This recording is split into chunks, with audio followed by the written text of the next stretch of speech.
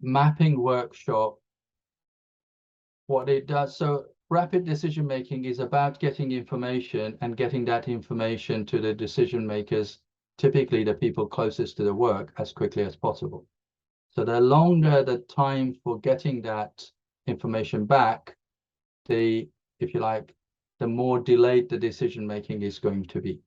And what the value stream mapping workshop does is identifies those delays and then allows us to then act on those delays so that we can make better decisions closer to the work.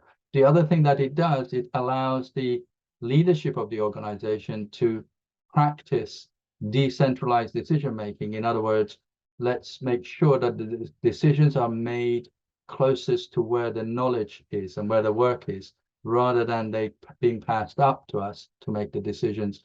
So it will allow the leadership to sort of put some boundaries to say, and if you like, a working agreement between to say these kind of decisions can be made locally, and we don't need to be told about, you don't need approval for them.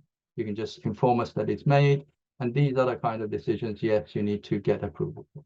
So that's what the value stream mapping workshop can also help with, and therefore get to that definition of done.